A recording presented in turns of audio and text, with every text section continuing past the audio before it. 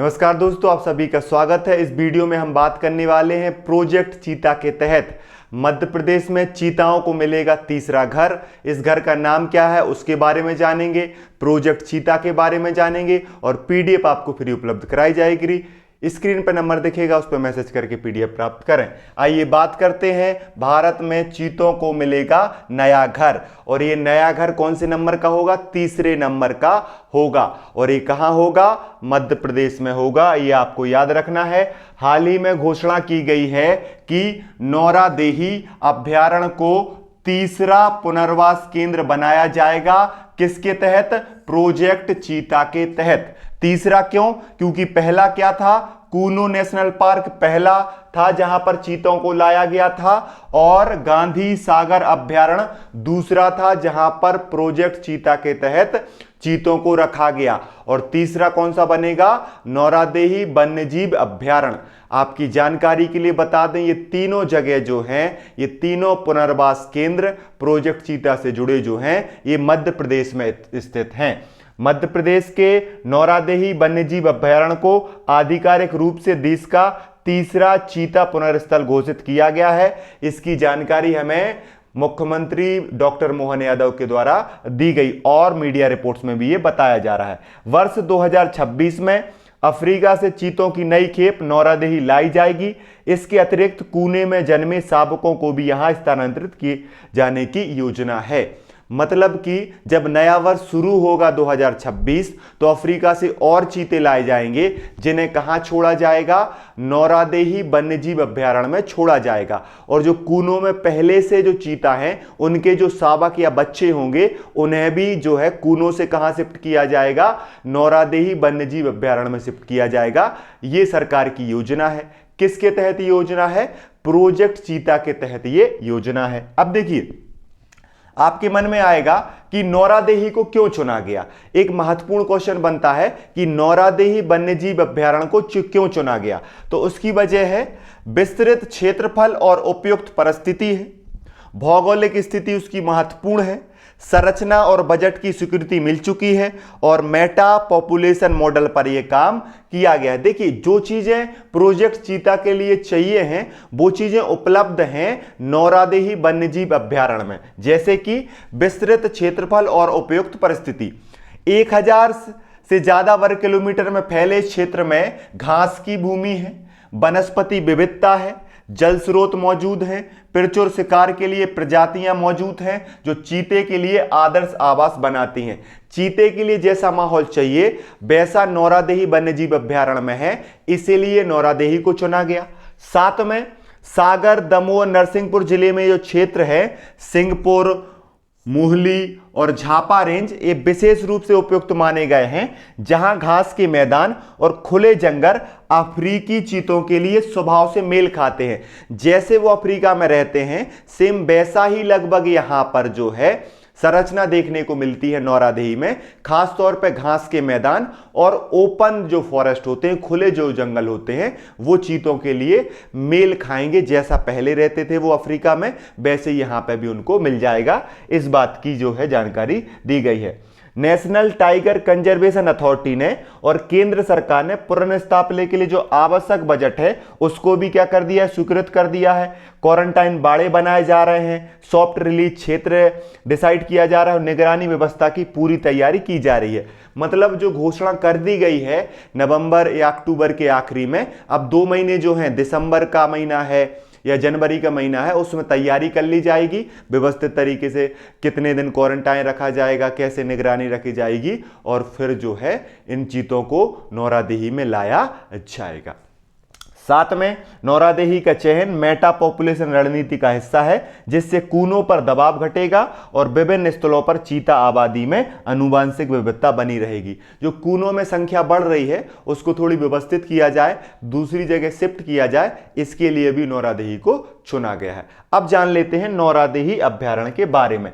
आपके लिए बता दें, मध्य प्रदेश की सबसे बड़ी वन्यजीव अभ्यारण्य या सबसे बड़ी वाइल्ड लाइफ सेंचुरी मानी जाती है नौरादेही।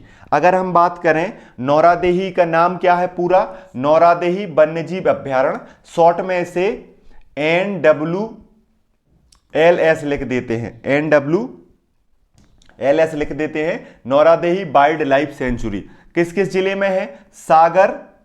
सागर, दमोह और नरसिंहपुर जिले के क्षेत्र में स्थित है नौरादेही वाइल्ड लाइफ सेंचुरी। लगभग 1200 वर्ग किलोमीटर, 1197 वर्ग किलोमीटर में फैली हुई है नौरादेही वाइल्ड लाइफ सेंचुरी। इसकी स्थापना वर्ष 1975 में की गई थी। कब की गई थी? वर्ष 1975 में। विंध्य पर्वत और सतपुड़ा पर्वत श्रृंखलाओं के बीच में स्थित है। मिश्रित घास भूमि वाला क्षेत्र है नौरादेही।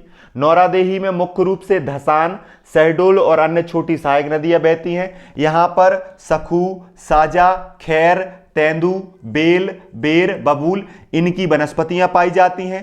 तेंदुआ, चिंकारा, नीलगाय, चौसिंगा, भालू, भेड़िया, जंगली बिल्ला ये सब नौरादेही वाइल्ड लाइफ सेंचुरी के प्रमुख वन्यजीव हैं। इसके अलावा 150 से अधिक पक्षी प्रजातियां जिनमें मोर, हुदहुद, उल्लू और बहुत सारे जल में पाए जाने वाले पक्षी या जलीय जीव भी आपको नौरादेही में देखने को मिलते हैं। अगर बात की जाए, अगर आपको यहां पे पहुंचना है तो सागर से 65 किलोमीटर, दमोह से 70 किलोमीटर और जबलपुर से 115 किलोमीटर है। अगर इसकी बात करी जाए कौन कौन सी परियोजनाएं चल रही हैं, तो नौरादेही में आपको जो है मध्य प्रदेश वन विभाग और NTC के द्वारा प्रोजेक्ट चीता को आगे बढ़ाया जा रहा है। साथ में मध्य प्रदेश का सबसे बड़ा सतत वन ब्लॉक भी नौरादेही को माना जाता है। प्रोजेक्ट चीता के तहत तीसरा पुनर्वास स्थल भी नौरादेही को घोषित किया गया है। नामीबिया और या दक्षिण अफ्रीका से 2026 में यहां पे चीते लाए जाएंगे।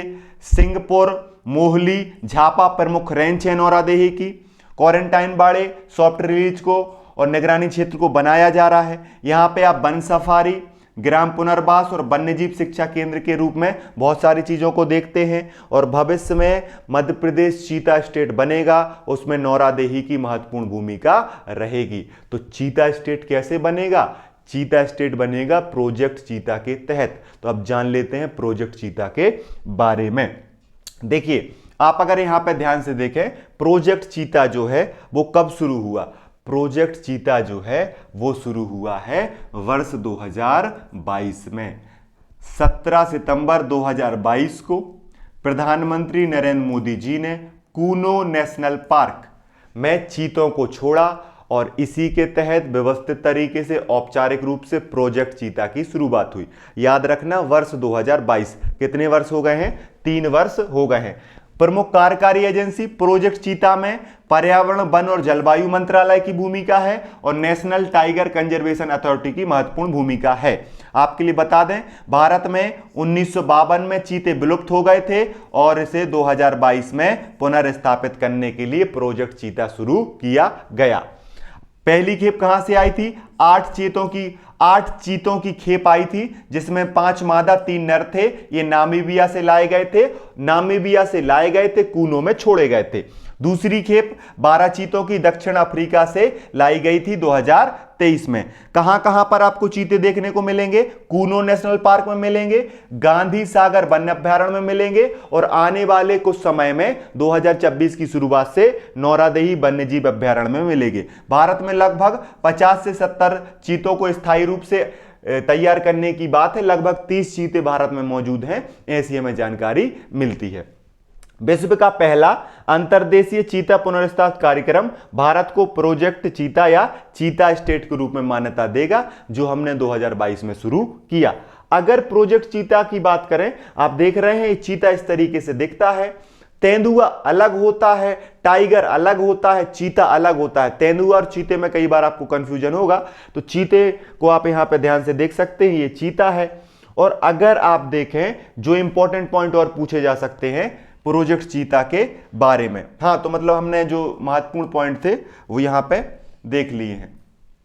ठीक है, तो इस वीडियो में इतना ही है। आप इस नंबर पे जाके जो है PDF प्राप्त कर सकते हैं। वीडियो यहां तक देखने के लिए आपका धन्यवाद। पढ़ते रहिए, मुस्कुराते रहिए और अपना ध्यान रखिए। जय हिंद, जय भारत।